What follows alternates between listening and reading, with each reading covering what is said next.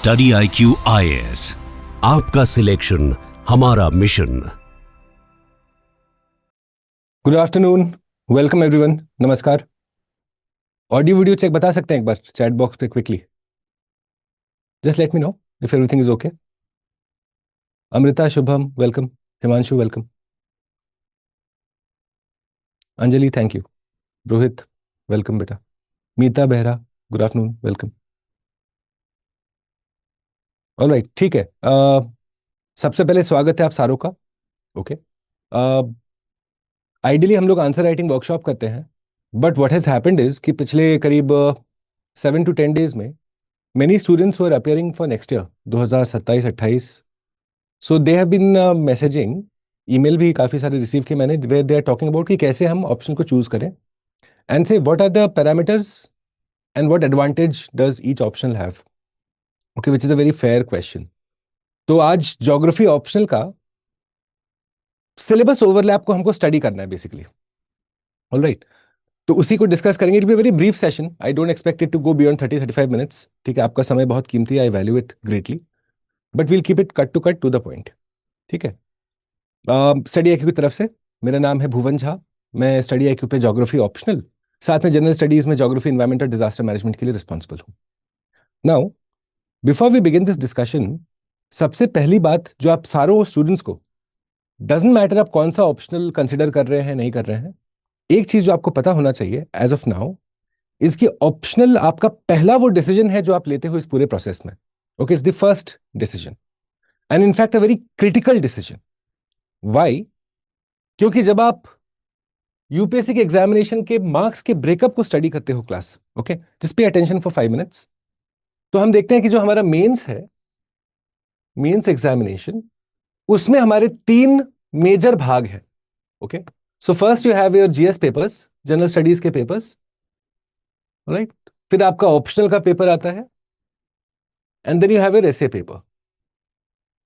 Okay, now इसमें हम देखते हैं कि हमारा जो जनरल स्टडीज का पेपर है, सो वो 250 मार्क्स का पेपर है, और उसमें आप 4 पेपर्स, जीएस पेपर 1, 2 एंड 3, 4, ठीक है, 4 पेपर्स आप अटेम्प्ट करते हैं, यानी कि टोटल यहां पे 1000 मार्क्स आपके जनरल स्टडीज से आता है।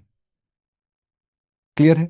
यहां पे आपके जीएस 1, 2, 3 एंड 4, अगर आपको नहीं पता है 1, 2, 3, 4 का क्या डिफरेंस हुआ, तो सब्जेक्ट्स अलग अलग ग्रुप किए हुए हैं। जैसे जीएस 1 में आप देखेंगे ज्योग्राफी है, प्योर ज्योग्राफी। जीएस पेपर 2 में पॉलिटी और आईआर का से सिलेबस है। जीएस पेपर 3 में आप देखेंगे इकोनॉमिक्स है, इन्वायरमेंट है, डिजास्टर मैनेजमेंट है, and GS 4th is the ethics वाला पेपर। फिर आता है आपका ऑप्शनल का paper, very once again you have 250 marks का paper, each paper into 2 papers. ठीक है, पेपर 1 और पेपर 2 आपको अटेम्प्ट करना है, यानी कि here you have 500 marks. Alright, और जो इसे है, it is again 250 marks into 1 paper, यानी कि 250 मार्क्स। तो यानी कि हमारा जो टोटल हुआ मेंस का स्कोरिंग कंपोनेंट, मैं इसमें अभी रीजनल लैंग्वेज और इंग्लिश पेपर को कंसिडर नहीं कर रहा हूं, वो क्वालिफाइंग इन नेचर होते हैं, बट अगर हम स्कोरिंग कंपोनेंट को देखें जिसके बेसिस पे आपका मेरिट लिस्ट तैयार होगा for personality test, so that is coming to a cumulative of 1750 marks. Alright, now one very critical thing that freshers को पता होना चाहिए, जो मैं आपको अपने क्लासरूम्स में बहुत बार आपको याद दिलाता हूं, दैट इज कि आप जब पास्ट ईयर्स के टॉपर्स के मार्क्स को एनालाइज करते हैं, okay, when you look at the toppers of से 2025, 24, 23, 22, एक कंसिस्टेंट थीम, एक कंसिस्टेंट ट्रेंड उभर के आता है, और वो क्या है कि हमारे टॉपर्स जो हैं जीएस के पेपर में, they are scoring between 400 to 450, 460, 470 के आसपास। Alright, so the toppers are scoring से between 400 to 450 out of 1000, which means class, क्या आप अग्री करोगे कि आपका जीएस के पेपर में जो स्कोरिंग पोटेंशियल हुआ, यानी कि आप जितना भी अच्छा प्रिपरेशन कर लें, जितना भी अच्छा आंसर्स लिख लें, end of the day you are getting a maximum of 45 to 50% here. अगर मान लो आप 500 भी ले आते हो, तो मैक्सिमम स्कोरिंग पोटेंशियल आपका 45 से 50% ही हुआ यहां पे।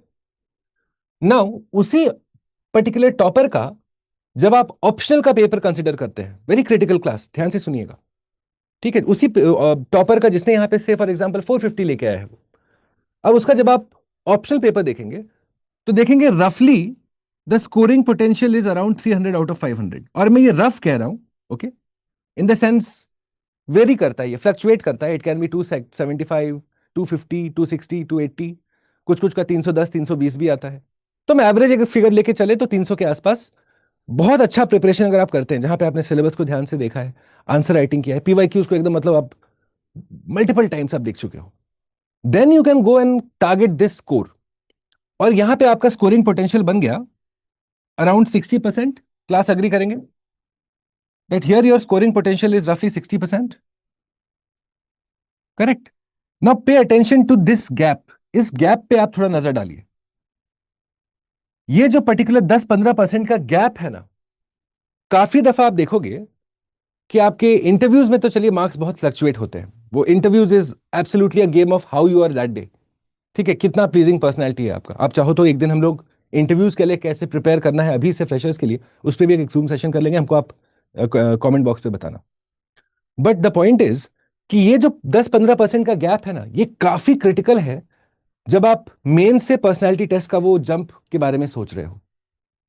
विच is why you must aim, कैसा आपका एम क्या होना चाहिए कि हम इस पेपर में ऑप्शनल में I somehow land up bit above 250, 260, 270, और जहां तक पॉसिबल हो इसका आप चाहते हैं एडवांटेज लेना, यहां पे भी इस नॉलेज का एडवांटेज हमको यहां पे भी लेना है। Alright, now why am I saying that, because यहां पे आप फिर ड्यूप्लिसिटी ऑफ एफर्ट से बच जाते हैं। ड्यूप्लिसिटी ऑफ एफर्ट क्या हुआ?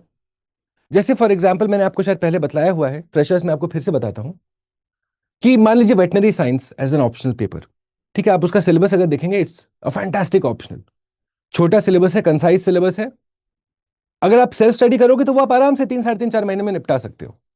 बट द पॉइंट इज कि जब आप ऑप्शनल चूज कर रहे हैं ना, तो चलिए एक क्राइटेरिया है आपका इंटरेस्ट, उससे ऊपर कोई क्राइटेरिया नहीं होता है दोस्तों। ओके, अगर आपको आपके उस सब्जेक्ट से लगाव है ना, तो आप देखेंगे आप उस सब्जेक्ट को रिविजिट करना चाहेंगे, बार बार पढ़ना चाहेंगे। तो सबसे पहला क्राइटेरिया तो इंटरेस्ट ही होता है, एवरीथिंग एल्स कैन वेट। फिर आता है सेकंड क्राइटेरिया कि कितना हमारा सिलेबस ओवरलैप बैठ रहा है ऑप्शनल और जनरल स्टडीज के बीच में। तीसरा क्राइटेरिया आता है कि क्या हमको उससे रिलेटेड पीवाईक्यूज का इवैल्यूएशन, गाइडेंस, टेस्ट सीरीज वगैरह मिल जाएगा। और फिर चौथा आता है कि क्या हम इस पे लेके हम करंट अफेयर्स भी हम ऐड करते जा सकते हैं, क्या करंट अफेयर्स इजीली अवेलेबल है, सोर्सेज वेल डिफाइंड है। तो ये 3-4 बेसिक क्राइटेरिया है ऑप्शनल चूज करने का। नाउ व्हाट द मिस्टेक जो स्टूडेंट्स करते हैं ना, और वो हर साल हम देखते हैं class, it's not a very recent phenomenon, but students decision making में किसी और पे निर्भर होते हैं। जैसा मैंने कहा ना, ये पहला डिसीजन है जो आप अपने पूरे एग्जाम में ले रहे हो। Now you should not take this decision based on someone else's advice, कि मान लीजिए हाँ किसी टॉपर का वो XYZ ऑप्शनल था तो हमने वो ऑप्शनल ले लिया, वो कोई सेंस नहीं बना बच्चा, मतलब that has got no justification, logical rational justification है ही नहीं उसका। ऑलराइट, तो मैंने जैसा कहा, आप जब भी ऑप्शनल चूज करने जाओ, and please do your due diligence, okay, you are all adults now. तो जैसा मैंने कहा, आपके क्राइटेरिया क्या होना चाहिए? सबसे पहला, you must choose on interest. Interest कैसे पता करेंगे आप? मेरा सुझाव, एक बार एनसीईआरटीज देखिए उस ऑप्शनल सब्जेक्ट का, साथ में प्रीवियस ईयर क्वेश्चंस देखिए, तो एक मिनट जनरल कंफर्ट लेवल आपको पता चल जाएगा कि हाँ ठीक है, हमको एटलीस्ट इन 10-15 सवालों में हमको 3-4 भी समझ में आ रहा है क्या, जबकि आपने अभी ऑप्शनल का ओ भी नहीं पढ़ा है। But if you are able to figure out 2-3 दिन 4 दिन के एफर्ट से, हाँ एनसीईआरटीज भी हमने एक बार देख लिया, पीवाईक्यूज में भी कुछ सवाल समझ में आ रहे हैं एटलीस्ट, आंसर क्या लिखना नहीं लिखना वो बात की बात, सवाल समझ में भी आ रहा है क्या, वो रहा आपको इंटरेस्ट बता देगा। दूसरा, look at the common overlap with GS, ठीक है, common syllabus with GS always, ये क्राइटेरिया होना ही चाहिए। Why? Because it's a practical choice, है ना। आप थियोरेटिकली तो हर चीज नहीं करोगे, प्रैक्टिकली आपको करना है ना, मार्क्स लेके लाने हैं ना, there needs to be some tangible benefit, तो वो आपको सेकंड क्राइटेरिया बतलाता है। Then the third criteria is that you need evaluation, evaluation and test series, okay. And then the fourth criteria is कि आपके सोर्सेज वेल डिफाइंड हो, जिसमें आप करंट अफेयर्स को भी इंटीग्रेट कर सकते हैं।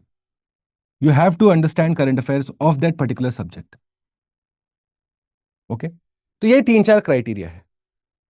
Now once you have understood कि कैसे ऑप्शनल चूज किया जाता है, now let me tell you how geography optional is going to be beneficial for you, क्योंकि मैं स्टडी आई की तरफ से ज्योग्राफी ऑप्शनल के लिए रिस्पॉन्सिबल हूं, ओके।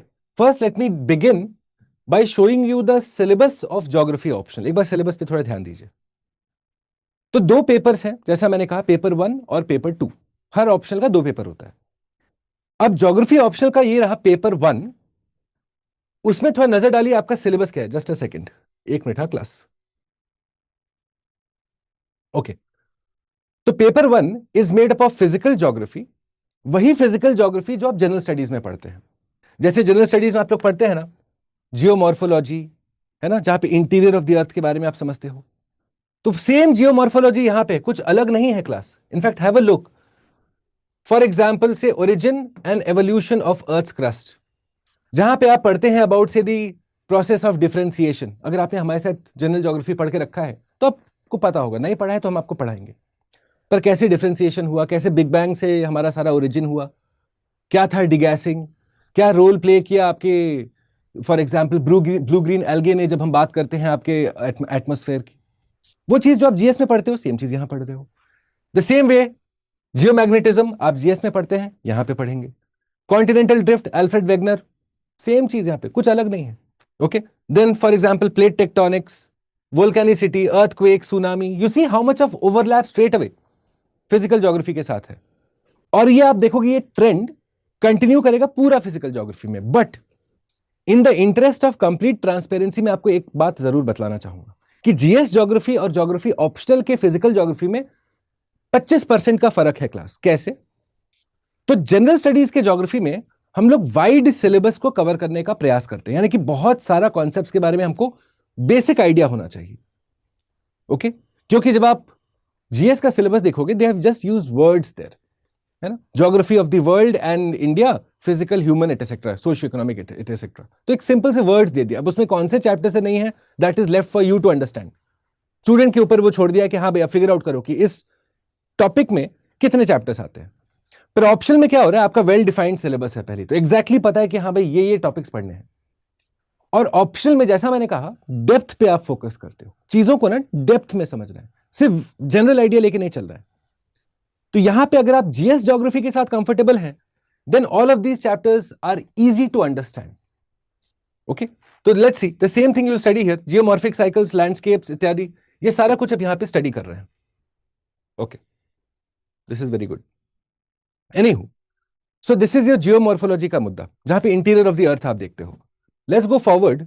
फिर देखिए क्लाइमेटोलॉजी, वही क्लाइमेटोलॉजी जो जीएस में पढ़ते हैं आप, वही मॉनसून्स, वही साइक्लोन्स, वही ह्यूमिडिटी, वही क्लाउड्स, बस इसमें कुछ एक्स्ट्रा आपको पढ़ना है।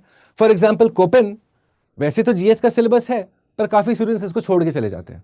तो कोपेन का क्लासिफिकेशन, त्रिवार्था का क्लासिफिकेशन, थॉर्नवाइट का क्लासिफिकेशन, ये सारे यहां पे कुछ एक्स्ट्रा है।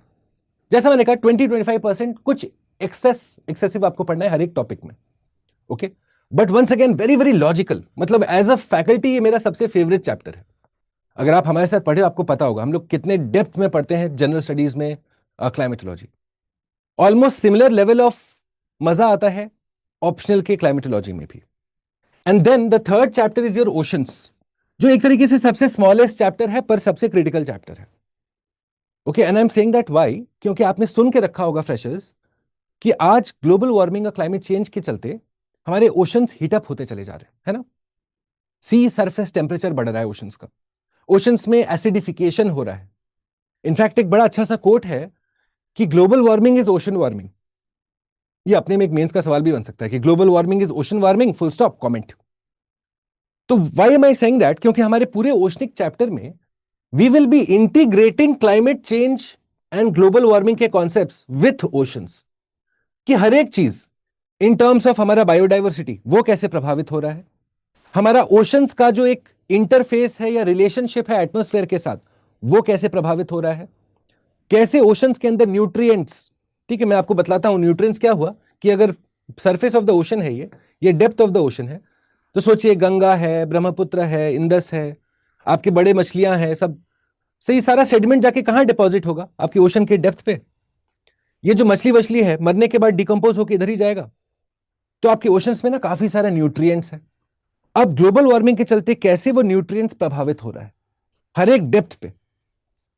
फॉर एग्जाम्पल आपने ये भी सुना होगा कि जब हम लोग ऑयल एंड गैस एक्सट्रैक्शन करते हैं, ठीक है, ड्रिल लगाते हैं हम लोग, जैसे बॉम्बे हाई है, तो कहा जाता है कि ओशन के वाटर में टर्बिडिटी बढ़ जाती है। जानते हैं टर्बिडिटी क्या हुआ? कि ये जो सेडिमेंट सब है ना, जो गंगा ब्रह्मपुत्र इंडस लाके नीचे छोड़ रहा है, या आपके जो ऑर्गेनिक सेडिमेंट्स है, जो मछली वछली मरमुरा के उसके बाद डिकम्पोज हो रहा है, जब आप यहां से एक्सट्रैक्शन करते हो ना, ये सारा सेडिमेंट्स ऐसे डिसलॉज हो जाता है ऐसे। जैसे एक ग्लास लीजिए, ओके, कांच का ग्लास, उसमें थोड़ा सैंड डालिए और पानी डाल दीजिए, छोड़ दीजिए उसको, आप देखेंगे पूरा सैंड ऐसा सेटल कर जाएगा नीचे में, कांच के ग्लास के नीचे। फिर उसको थोड़ा हिलाओ, देखोगे सारा सैंड फिर ऐसे फैल गया, क्लैरिटी जो थी पानी की वो कम हो गई। इसी को कहते हैं टर्बिडिटी।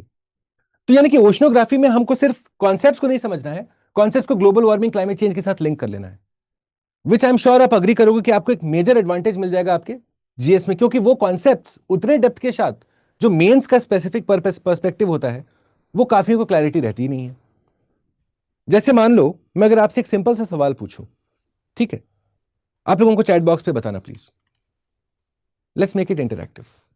मान लीजिए पेंगुइन, सुना है ना पेंगुइन, वो क्यूट सा दिखता है जो एंटार्क्टिका में है। मान लो मैं कहता हूं कि पेंगुइन्स अगर एक्सटिंक्ट हो गए, ठीक है, तो एंटार्क्टिका कैसे प्रभावित होगा? What will be the impact on Antarctica? How will Antarctica's oceanic ecosystem change? Now यहां पे मुद्दा क्या है? We are not just talking about the ocean, हम लोग ओशन के साथ जोड़ेंगे इन्वायरमेंट को, ग्लोबल वार्मिंग को, क्लाइमेट चेंज को। थोड़ा हमको चैट पे बताना तो, let's see. Sir I am confused in choosing optional. Sahil, अगर आपने जीएस ज्योग्राफी कर रखा है जैसे आप बता रहे हैं, please ask yourself, and you are the best person to answer this Sahil बेटा, कि आप जीएस ज्योग्राफी के साथ कितना कंफर्टेबल हो। फिजिकल ज्योग्राफी आपको अभी, हमको और आपको क्लास कंप्लीट किए करीब 15-20 दिन हो गए होंगे, कितना याद है आपको? अगर मैं अभी आपको पूछूं कि मुझे बताओ भाई, कॉन्टिनेंट ओशन कन्वर्जेंस एंडीज का और कॉन्टिनेंट कॉन्टिनेंट कन्वर्जेंस हिमालय का अलग अलग कैसे है, या रॉकीज अलग अलग कैसे है, क्या हो रहा है वहां पे, ट्रांसफॉर्म बाउंड्री और कन्वर्जेंट बाउंड्री में क्या फर्क है? अगर वो सब आपको झट से याद आ रहा है ना, मतलब आपको इंटरेस्ट है, आपको याद रहा है, तो वो बहुत मैटर करता है। खैर, पेंगुइन वाले सवाल पे थोड़ा देखें। फूड चेन का डिसरप्शन होगा, पॉइंट तो सही है, पॉइंट तो सही है, फूड चेन का डिसरप्शन होगा, और क्या होगा? Waste of penguin helps develop flora और food plants for species in the ocean. Aman, that's a very good answer. Waste of penguin, Aman, याद है हम लोग, अगर आप हमारे स्टूडेंट, आपको याद होगा, वो बर्ड के वेस्ट को या इस सब के वेस्ट को हम लोग ग्वानो नहीं कहते हैं, ग्वानो, GUANO, याद है पेरू करंट में हम लोग पढ़ाए थे आपको। तो भाई वो ग्वानो जो होता है ना, जो उसका वेस्ट मैटर हुआ, वो वहां पे ना एल्गे, मॉस, ये सब का ग्रोथ के लिए न्यूट्रिएंट्स वगैरह देता है। तो एंटार्क्टिक इकोसिस्टम का एक बड़ा हिस्सा है पेंगुइन का पॉटी। Do you realise? उसमें अब हमको जोड़ना पड़ेगा, जब हम लोग ओशनोग्राफी करेंगे, वी विल ऐड कि देखो कैसे साउथ ओशन जो है, सदर्न ओशन, एंटार्क्टिका के पास नहीं है सदर्न ओशन, वहां पे जैसे जैसे आपका आइस का लॉस हो रहा है ना, क्योंकि global warming and climate change के चलते, तो वो जो आइस का लॉस हो रहा है, उसके चलते आपके जो मछली है, एक मछली होता है वहां पे, उसका नाम है सिल्वर फिश, ठीक है, सिल्वर फिश। आप देखेंगे कि सिल्वर फिश का तादाद हो जा रहा है कम। थोड़ा देखो क्लास कितना इंटरेस्टिंग है, पे अटेंशन, ओके? एक मिनट, ये चीज देखिए, ओके, इसी पे करते हैं, चलो। देखो, सिंपल तरीके से समझा रहे हैं कि ग्लोबल वार्मिंग और क्लाइमेट चेंज के चलते, okay, global warming and climate change के चलते आप देख रहे हैं आपका वहां पे लॉस ऑफ सी आइस हो रहा है, ओके? जिसके चलते हम क्या देख रहे हैं, वहां पे एक मछली होता है जिसको हम कहते हैं सिल्वर फिश, सिल्वर फिश, उसका तादाद कम हो रहा है क्योंकि इसको ठंडा पानी पसंद है, ओके? उसका तादाद में कमी हो रहा है। और हम देखते हैं कि एक क्रिल नामक एक क्रस्टेशियन होता है, ठीक है, क्रस्टेशियन होता है, it's a very important species, floating होता है, ये पानी के ऊपर फ्लोट करता रहता है। ये क्रिल का ना क्वांटिटी बढ़ता चला जा रहा है। अब हुआ क्या, देखो, ऑप्शनल में आपको हम क्या डेप्थ बता रहे हैं, what is the matter of depth, GS में हम आपको ये बता के छोड़ देते हैं। ऑप्शनल में आपको हम बताएंगे कि देखिए, जो पेंगुइन है वो दोनों खाता है, वो सिल्वर फिश भी खाता है, क्रिल भी खाता है। पर सिल्वर फिश जब खाता है तो उसको ज्यादा कैलोरी मिलती है, क्योंकि भाई वो एक मछली है। ये क्रस्टेशियन है, छोटा है, तो उसको कैलोरी कम मिलती है, एनर्जी कम मिलता है। जिसके चलते हम क्या देख रहे हैं कि जैसे जैसे ग्लोबल वार्मिंग क्लाइमेट चेंज हो रहा है, ये जो पेंगुइन है ये अब खा रहा है क्रिल। और क्योंकि खा रहा है क्रिल, क्योंकि उसको मिल रहा है कम एनर्जी, तो पेंगुइन्स जो है अब वो डिक्रीज हो रहे हैं साइज में, उनका एवरेज साइज हो रहा है कम। जिसके चलते कहा जा रहा है कि अंटार्कटिका में पेंगुइन्स जो हैं वो अब स्ट्रेस में है, और पेंगुइन्स अगर स्ट्रेस में आया तो अभी आप लोग नहीं कह रहे थे कि देखो वहां का फूड चेन का डिसरप्शन होगा, न्यूट्रिएंट्स, उसका जो पॉटी है, वेस्ट मैटर है, वो जो माइक्रो एल्गे मॉस इस सब को उगाने का काम करता था, उसके अंदर का न्यूट्रिएंट्स वो सब कम होगा। तो do you see this? What did we do? We linked oceans with environment. This is a fundamental feature of how you will approach optional syllabus. Case studies. समझ रहे हो class? Did you all of you understand this? Marine carbon cycle का disruption होगा, correct है. Simple सा चीज समझाया आपको अभी. आप लोग को कुछ नहीं पता इसके बारे में, पर ये बस इतना समझो कि क्रिल क्या होता है, क्रस्टेशियन होता है. क्रस्टेशियन आप एनसीईआरटी एक बार देखिए. और फिर ये मछली है, मछली खाओगे तो उसके पास प्रोटीन ज्यादा, कैलोरी ज्यादा, तो वो हमारा पेंगुइन थोड़ा होटा कट्टा मोटा हो रहा था, अब पतले पतले हो रहे हैं. साथ में हम जानते हो क्या इंटरेस्टिंग चीज है क्लास? अबे ये बताओ एक चीज और देखो, कि जब ये पेंगुइन लोग मछली नहीं खाता है, सिल्वर फिश, तो उन लोग का जो ग्वानो होता है, वेस्ट मैटर, वो होता है करीब वाइट या ग्रे कलर का पॉटी जो है, वेस्ट मैटर. और क्रिल खाएगा ना तो रेड कलर का होता है. अब इससे हम जोड़ सकते हैं the concept of albedo, although on a very small scale, but albedo का कॉन्सेप्ट हम जोड़ सकते हैं कि देखो व्हाइट पे अगर व्हाइट पॉटी हो रहा है तो भाई आपका एल्बिडो एक तरीके से मोर और लेस सेम रहा, पर जब रेड हो गया तो एल्बिडो आपका कम हो जाएगा.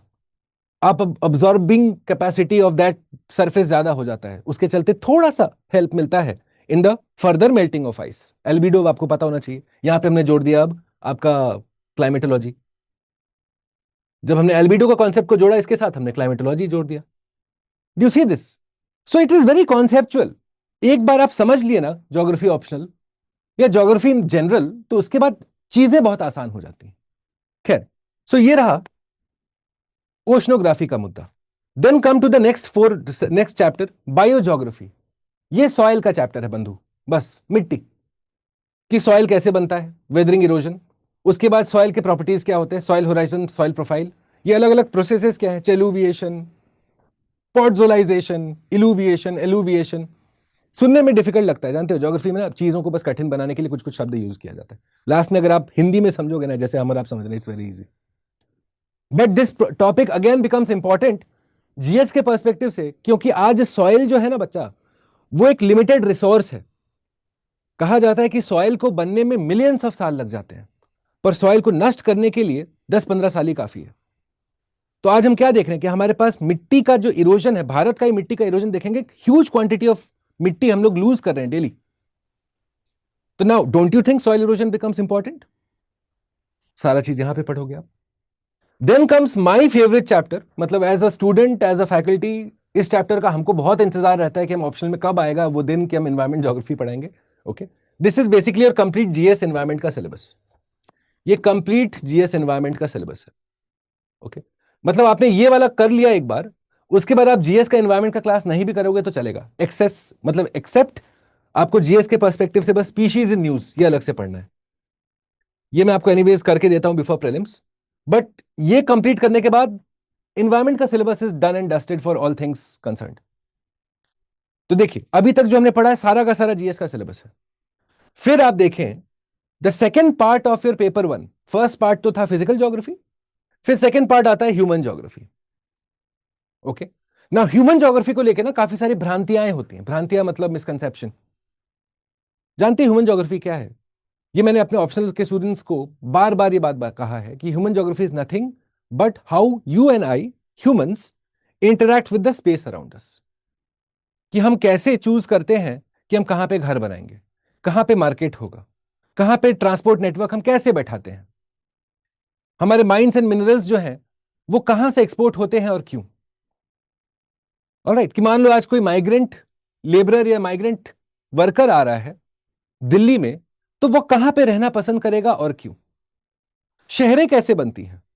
आज अगर आप दिल्ली के आसपास हो तो आप देखोगे कि दिल्ली के आसपास you have Noida, you have Faridabad, you have Gurugram, Ghaziabad. Ghaziabad और मेरठ के बीच में एक तरीके से अब घर ही घर है, अलग अलग शहर नहीं रहे आप. तो ये क्या हो रहा है, जयपुर के रास्ते आप जाएंगे देखेंगे घर ही घर बने पड़े हैं.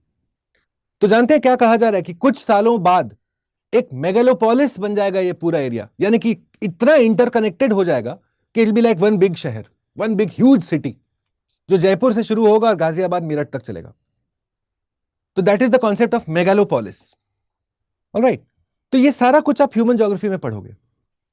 एंड इसका इंपैक्ट क्या है कि जब आप जीएस में फॉर एग्जांपल अर्बनाइजेशन के बारे में लिख रहे हो, development of towns and cities के बारे में लिख रहे हो, वहां पे ये सारा थ्योरी आपको लिखना है।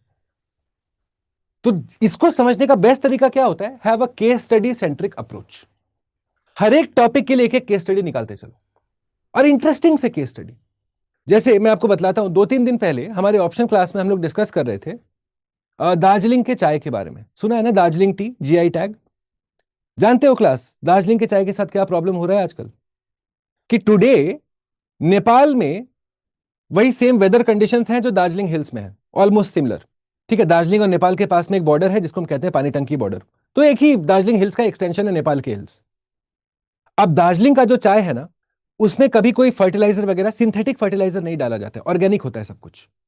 क्यों? क्योंकि भाई इंटरनेशनल मार्केट्स में जाता है। आप देखेंगे दार्जिलिंग चाय का दाम जो फर्स्ट फ्लश का होता है ना, वो लाखों रुपए पर केजी में बिकता है, लाखों रुपए में। मतलब हाई एंड, वो लंदन में कौन है वो क्वीन और किंग, वो लोग के घर पे जाके जो चाय पीने वाला है वो वहां तक पहुंचता है। समझ रहे हैं? अब नेपाल में क्या कर रहा है ये लोग दार्जिलिंग का थोड़ा चाय मंगाता है, फिर अपने चाय उगाता है ये लोग जिसमें बहुत सारा फर्टिलाइजर डालता है, दोनों को मिक्स करके भारत को वापस भेजता है, और भारत से फिर दार्जिलिंग चाय के नाम से इसको एक्सपोर्ट कर रहा है। तो होता क्या है कि यूनाइटेड किंगडम में फॉर एग्जाम्पल दार्जिलिंग चाय का इंपोर्ट होना है, उन लोग का ना फूड सेफ्टी स्टैंडर्ड्स बहुत हाई है कि आपके खाने में एक particular limit of pesticide insecticide होना चाहिए, उससे ऊपर नहीं हो सकता।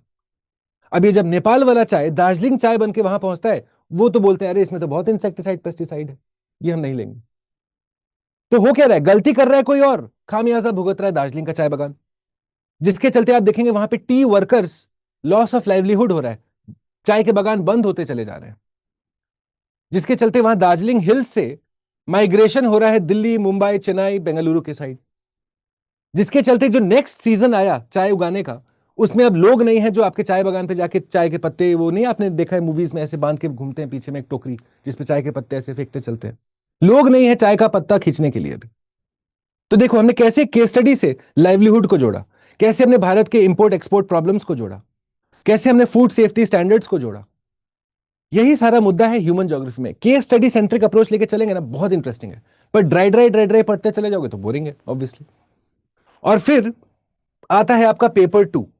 Have look at paper 2 which is basically Indian geography. ये completely Indian geography, GS geography को कवर करता है। मतलब यहां पे ये सारा कुछ पढ़ लिया, उसके बाद जीएस ज्योग्राफी का कुछ नहीं करने का आवश्यकता है आपको। Done, everything is done and dusted. वही सेम भारत का स्पेस रिलेशनशिप, बॉर्डर का डिस्प्यूट्स, हमारा वही मॉनसून, वही पठार, वही हिमालय, वही कोस्ट, वही आइलैंड, कुछ अलग नहीं है। ओके, रिसोर्सेज, अगर आप जीएस का पेपर देखे होंगे बीते वर्षों में, आप देखो कितने बार इन लोगों ने क्वेश्चंस पूछा हुआ है वाटर रिसोर्स को लेके। पिछले 2 मेंस को तो हम ही को याद है। एक बार इन्होंने पूछा इंडो गैंजेटिक प्लेन में वाटर रिसोर्सेज, एक बार इन्होंने पूछा सेंट्रल इंडिया में वाटर रिसोर्सेज, कि जो भूजल है, ग्राउंड वाटर लेवल, वो क्यों गिरता चला जा रहा है। ओके, कि सूखा कैसे पड़ता है, क्यों प्रॉब्लम है कि आज हम मॉनसून के ऊपर हम लोग डिपेंडेंट हैं एग्रीकल्चर के लिए, कैसे भारत उस प्रॉब्लम को सॉल्व करने का प्रयास कर रहा है। मिनरल रिसोर्सेज क्या होते हैं, आज आप लोग सबने सुन के रखा है समुद्रयान मिशन के बारे में, थोड़ा बहुत आइडिया तो होगा। क्यों कर रहा है भारत समुद्रयान मिशन? क्यों अभी तक भारत ने थोरियम, जो हमारा थोरियम का डिपॉजिट है मोनाजाइट सैंड्स में, क्यों अभी तक हम लोग नहीं उसको यूज कर रहे हैं? क्या होता है न्यूक्लियर का स्टेज, जो न्यूक्लियर डेवलपमेंट का स्टेज 1, 2, 3 भारत के स्टेज पे है, 3 तक जाने के लिए हमको क्या करने की आवश्यकता है? क्या भारत जानबूझ के 3 तक नहीं जा रहा है, या is it because of lack of research and development? So many angles you will understand. क्योंकि दोस्तों ऐसा समझो, ज्योग्राफी जो है ना, भूगोल, ये मात्र सिर्फ ये पहाड़, प्लेटो, नदी, ये सब नहीं है। ये तो रहा एक part. And of the day क्या आप अग्री करोगे कि ये सारा भूगोल डिटरमिन करता है हम और आपका reality? Would you agree that we are a product of the geographic environment around us? 100%। जानते हो क्लास में ये क्यों कह रहा हूं? एक केस स्टडी बतलाता हूं मैं आपको। तिब्बत है ना, हिमालय के उस पार तिब्बत जो है, बड़ा हाई एलिवेशन पे प्लेटो है, कोल्ड एरिड क्लाइमेट है, कोल्ड डेजर्ट है वहां पे। जानते हैं क्योंकि हाइट पे है तो आपका ऑक्सीजन का कॉन्सेंट्रेशन कम है वहां पे, ऑब्वियसली। क्योंकि आपको पता है कि जैसे जैसे आप सरफेस से ऊपर जाते हो आपके गैस रेरिफाइड होते चले जाते हैं। तो मान लीजिए तिब्बत सपोज इस हाइट पे है, तो वहां पे ऑक्सीजन का कॉन्सेंट्रेशन कम है. Now see how geography influences evolution. कि वहां पे जब तिब्बत की महिलाएं दे आर गिविंग बर्थ, तो जो बेबी आ रहा है उस बेबी के बॉडी में रेड ब्लड सेल का काउंट अब ज्यादा है तुम्हारे और मेरे मुकाबले. आरबीसी का कंटेंट जो कॉन्सेंट्रेशन है उसके ब्लड में वो ज्यादा है. क्यों? क्योंकि उसको ऑक्सीजन ट्रैपिंग एबिलिटी ज्यादा चाहिए, क्योंकि कम ऑक्सीजन है. It needs to trap whatever कम ऑक्सीजन इज देयर. उसके लिए एवोल्यूशन उसको रियल टाइम पे प्रोवाइड कर रहा है more red blood cells. Do you see that how geography is influencing evolution हमारे और आपके सामने. तो don't you think that geography जब एवोल्यूशन को डिटरमिन कर रहा है, एवरीथिंग एल्स इज काउंटेड. उसके बाद क्या वो पॉलिटी और क्या हिस्ट्री और क्या इकोनॉमिक्स. अग्री करेंगे?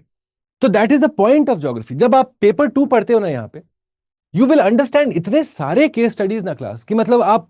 और इस बार का अगर प्रीलिम्स का पेपर आपने देखा होगा, तो अगर कोई प्रीवियस ईयर के स्टूडेंट हैं हमारे, तो वो आपको बता सकते हैं. I think don't think previous years के कोई होंगे यहाँ पे, बट प्रीवियस ईयर्स में हमने कुछ स्पेसिफिक केस स्टडीज ऐसे ही क्लास में कराए थे. कि एक हुलॉक गिबन का एक असम में एक केस स्टडी आया था, जहां पे एक हुलॉक गिबन, एक एप, मंकी का ही बड़ा भाई एप, वो ना ब्रैकिएशन के थ्रू. ब्रैकिएशन क्या होता है? जो मोगली नहीं था, मोगली देखा है कभी? हाँ, कि वो एक पेड़ से दूसरे पेड़ ऐसे, हाँ, ऐसे उड़ते हुए जाता है हाथों के सहारे स्विंग करते हुए, उसको कहते हैं ब्रैकिएशन.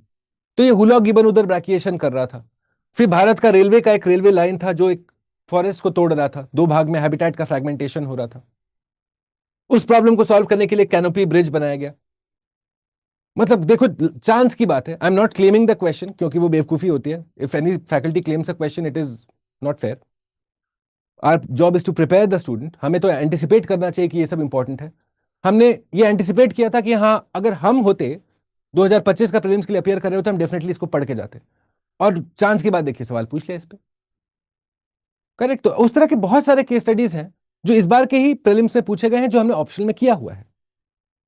तो यू विल सी कि when you are doing Indian geography, you are not just doing geography again. Agriculture जो आप में से काफी लोग छोड़ के जाते हो, कि अगर अभी मैं पूछ लूं आपसे कि न्यूट्रिएंट बेस्ड सब्सिडी क्या होता है, कि भारत में यूरिया को जो हमने सब्सिडाइज कर रहे थे उससे हमारा सॉइल कैसे प्रभावित हुआ. क्या है ग्रीन रेवोल्यूशन 2.0? चलो, ग्रीन रेवोल्यूशन तो सबने सुन के रखा है कि 70 के दशक में ये कुछ हुआ था. 2.0 क्या है? उसका एम क्या है? क्यों भारत लाया है प्रधानमंत्री कृषि विकास योजना, या फसल बीमा योजना, या स्वामित्व scheme?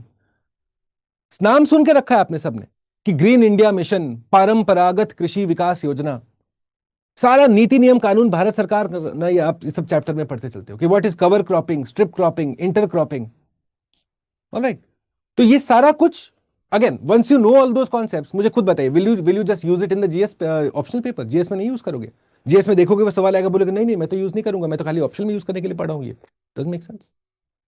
Then you study about industry, transport.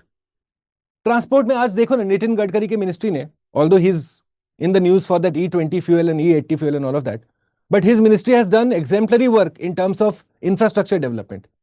कि ताज एक्सप्रेसवे बन गया, पूर्वांचल एक्सप्रेसवे बन गया, डीएचसी बन रहा है.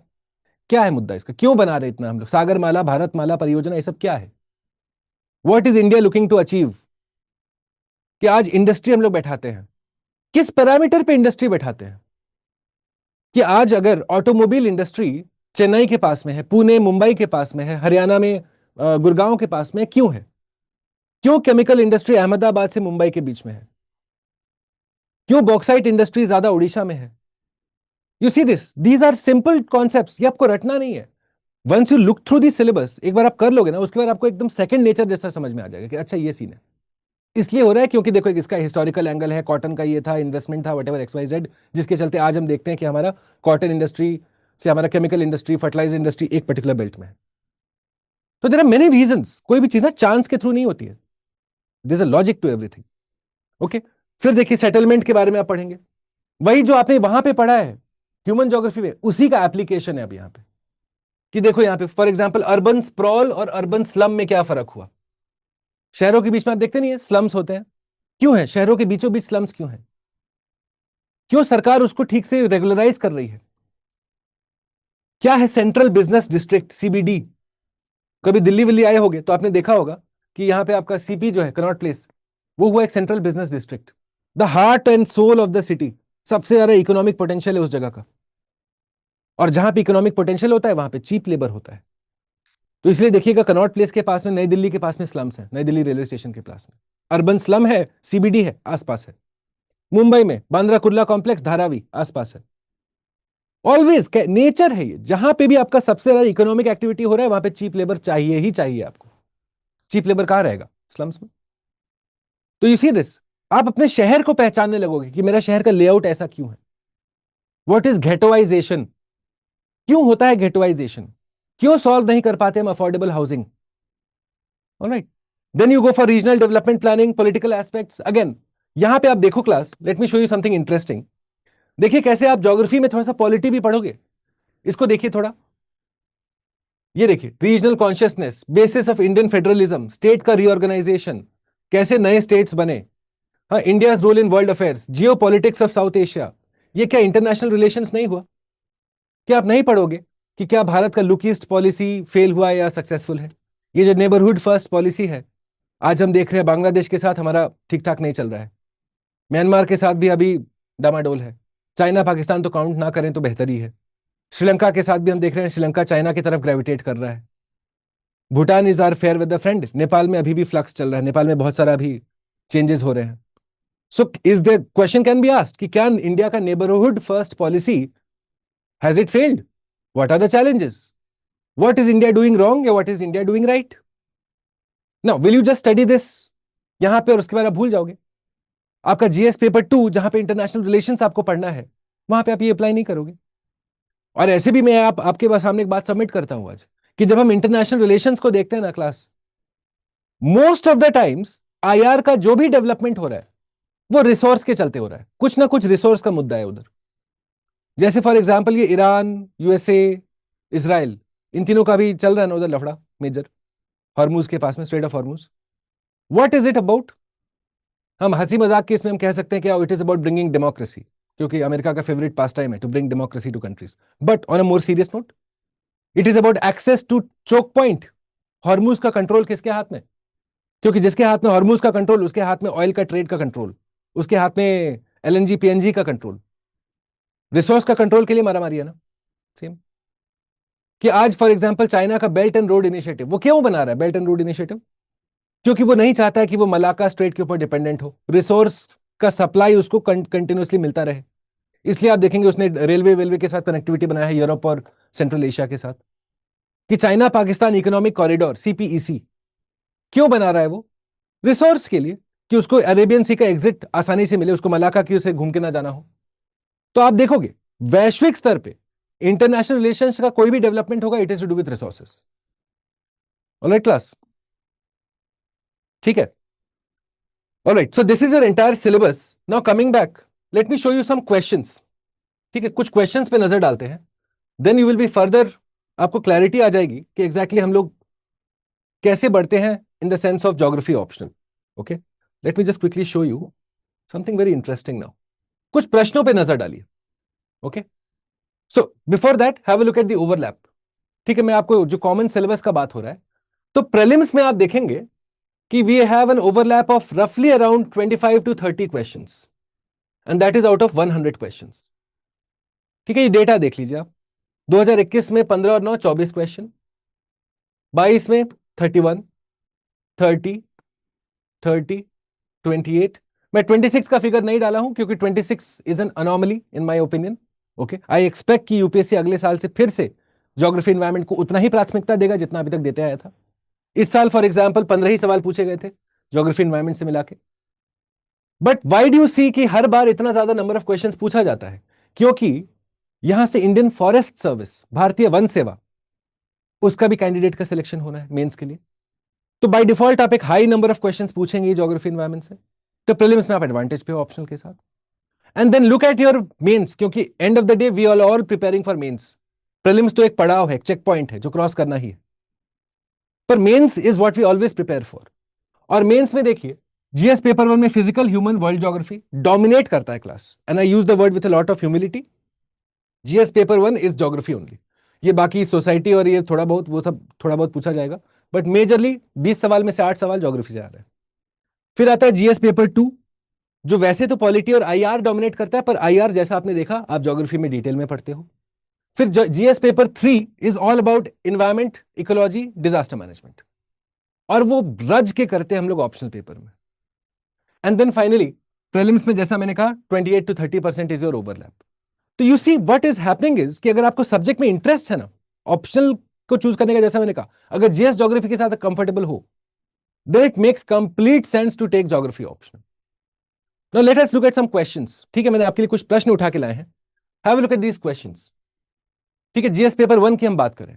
19 का सवाल है, how do ocean currents and water masses differ in their impact on marine life and coastal environment.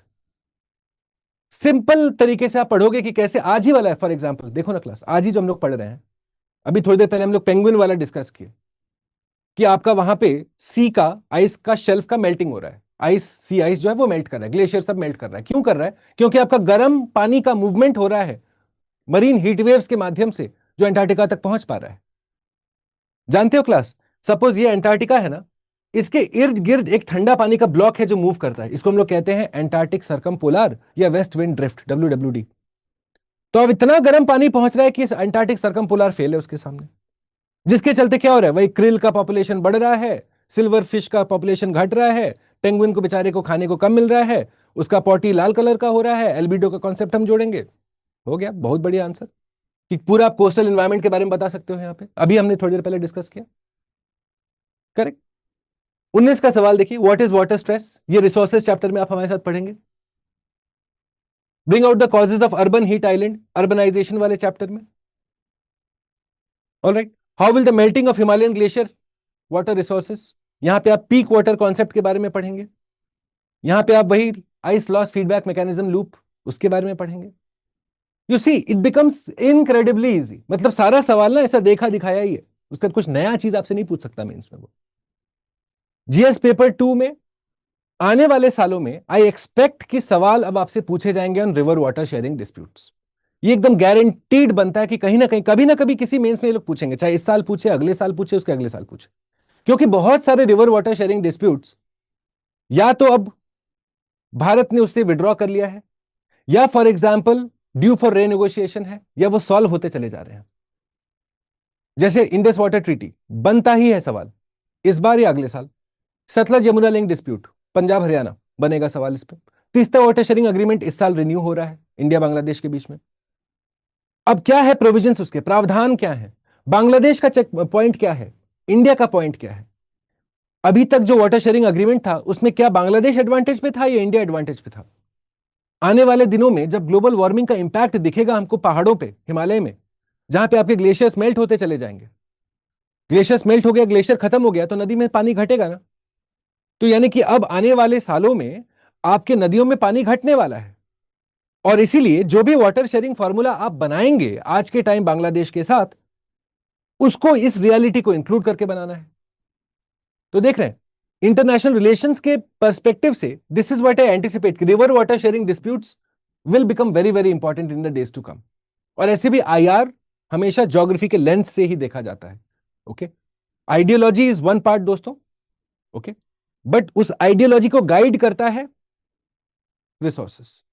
ऐसे फ्री में कोई आइडियोलॉजी नहीं चलती है, तो रिसोर्सेज के लिए ही आईआर है, वो आप यहां पे डिटेल में हमारे साथ कवर कर रहे हो।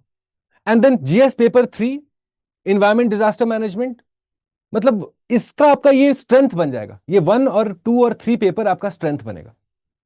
एंड बड़ी ह्यूमिलिटी के साथ मैं आपके साथ शेयर करता हूं कि माय एजेंडा इज कि मेरा स्टूडेंट जब हमारे साथ ऑप्शनल में पढ़े या जीएस में पढ़े, ही और she should fall in love with this subject.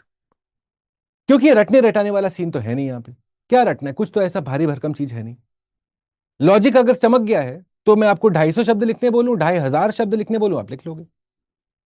So you see some, look at some questions. Dam failures are catastrophic, इसके चलते loss of life and property होगा। बताओ भाई causes of dam failure, 2 example भी बताओ। लिखो भाई, कोयना डैम रिजर्वोयर का एग्जांपल लिख सकते हो यहाँ पे, क्यों नहीं। दूसरा देखिए, discuss about vulnerability of India earthquake hazard के लेके। अभी जानते हैं रिसेंटली भारत ने नया एक अर्थक्वेक हैजार्ड मैप रिलीज किया है, न्यूज में आपने पढ़ा होगा, हमने जीएस के ज्योग्राफी के करंट अफेयर्स में भी कवर किया था ये। तो यू सी दिस। थर्ड देखिए, disaster management hazard zonation mapping in the case of landslides, क्या है लैंडस्लाइड का कॉजेशन, सीधा ऑप्शनल वाला के लिए ही सवाल बनाया हुआ है ये सब। तो which is why I am saying, my point is कि अगर आप 2027 2028 वाले हो, if you are still unsure कि कौन सा सब्जेक्ट चूज करें, तो आई सजेस्ट, अगर आप जीएस ज्योग्राफी के साथ कंफर्टेबल हो, you should absolutely go for geography optional. अगर आप जीएस ज्योग्राफी नहीं पढ़े हो, मेरा सुझाव एक बार एनसीईआरटीज देखिए। भेड़ चाल में डिसीजन मत लेना दोस्तों। 27 और 28 वाले, 27 वाले students, here is an advice for you, you have to finish your optional before your 31 December 2026 के पहले आपको कंप्लीट करना है।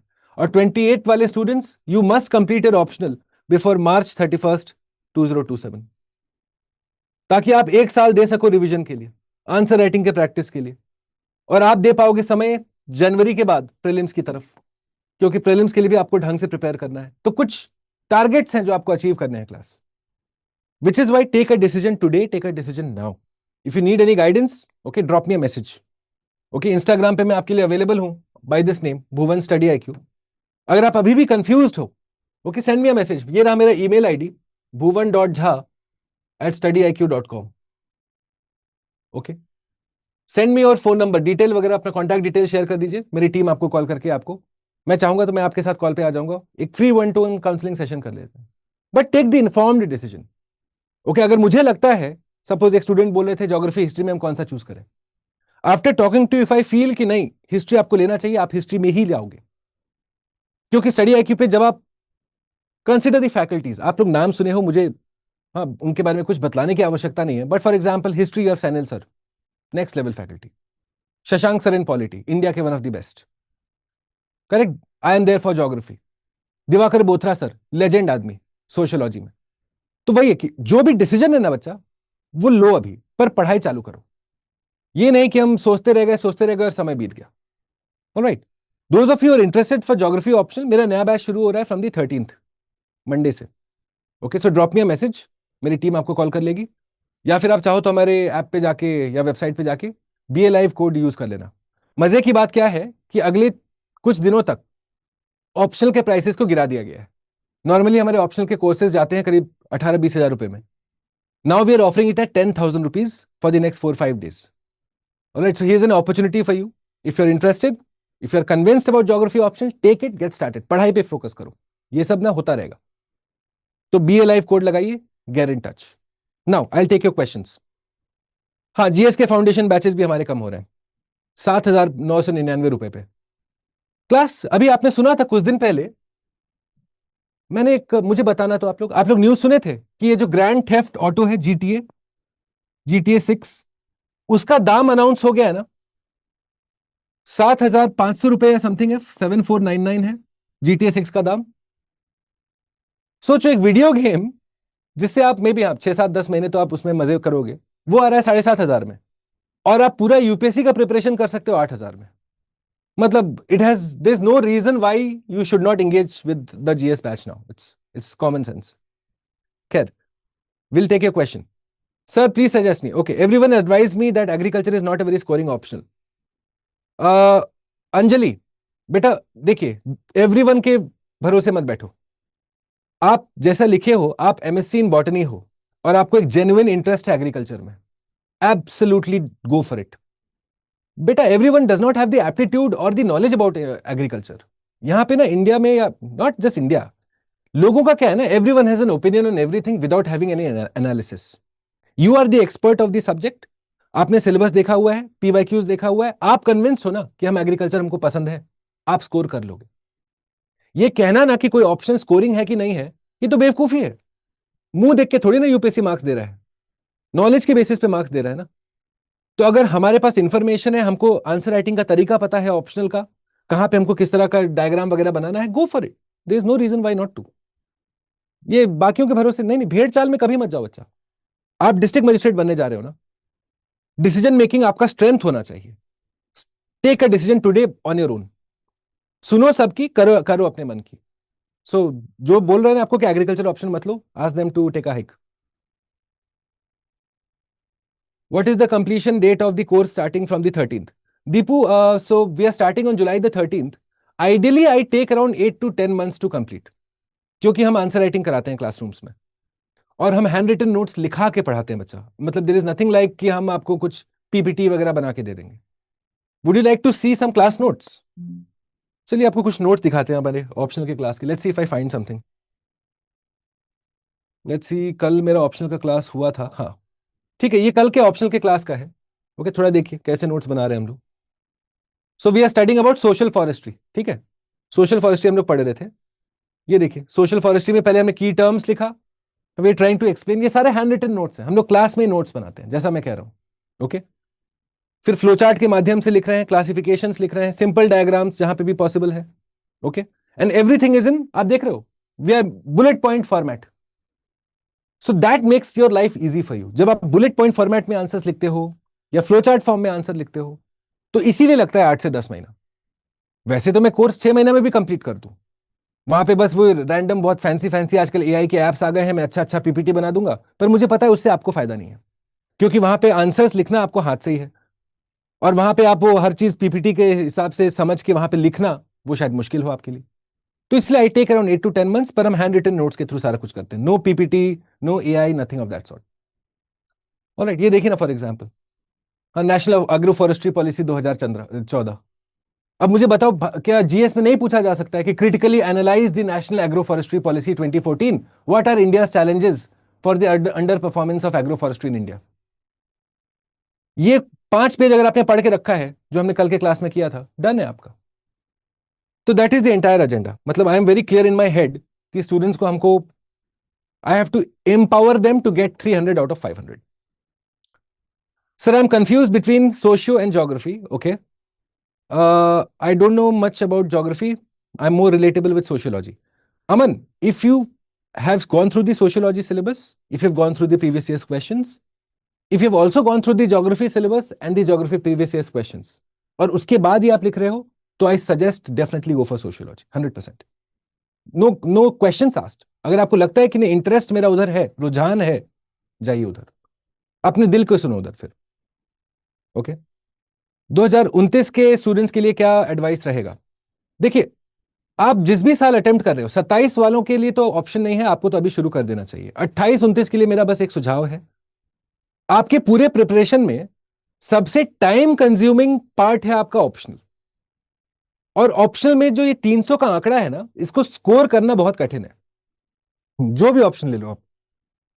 तो जितना आप जल्दी शुरू करोगे उतने बार आप रिवाइज कर पाओगे. जितने बार रिवाइज करोगे उतने बार आंसर राइटिंग करोगे, और जितने बार रिवाइज और आंसर राइटिंग करोगे उतना ज्यादा चांसेस है कि आप 300 के आंकड़े के आसपास रहेंगे.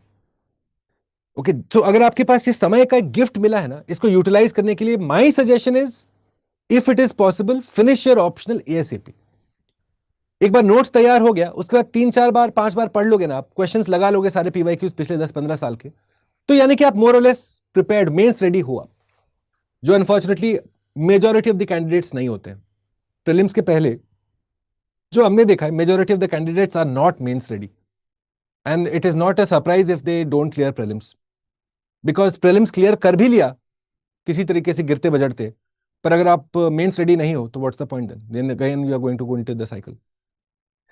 आई एम फ्रॉम कॉमर्स बैकग्राउंड, ठीक है, but the optional paper of commerce is tough. Alright, CA level है, ठीक है, but when I look at the overlap in geography it feels I should choose that. So should I? Yes. देखो, commerce का मुझे ज्ञान तो नहीं, I don't have information about commerce, so I will refrain from commenting. But अगर आपको लगता है कि geography is relatable to you, we looked at the overlap today. Also the fact ना, विपुल, ये ध्यान रखिएगा कि ज्योग्राफी में रटने वाला सीन नहीं है. अगर आपको रटना पसंद है तब आप बाकी ऑप्शन ले सकते हो, पर अगर आपको नहीं, मतलब रटना हम भूल जाते हैं, मेमोरी हमारा उतना स्ट्रांग नहीं है, क्योंकि मेरा कोई मेमोरी स्ट्रांग नहीं है.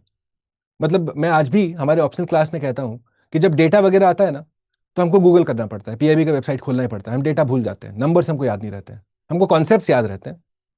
तो वही है, हमको, मेरे लिए वो आसान था क्योंकि आई डोंट लाइक रट्टा मारू. तो अगर आपको रट्टा मारना पसंद नहीं है, geography option is for you for sure. Sir, आप बहुत ऑनेस्टली बताते हैं जबकि आप ज्योग्राफी ऑप्शन पढ़ाते हैं. बेटा अंजलि, देखिए, मेरा काम है स्टूडेंट्स को गाइड करना, और मैं अपने धर्म में पीछे नहीं रहूंगा, ये मेरा कर्म है. I can't be lying to you. आप ज्योग्राफी लो, पीएसआईआर लो, सोशियो लो, हिस्ट्री लो, end of the day clear the exam. As all of us here at study IQ want that only. तो for that honesty and integrity is की.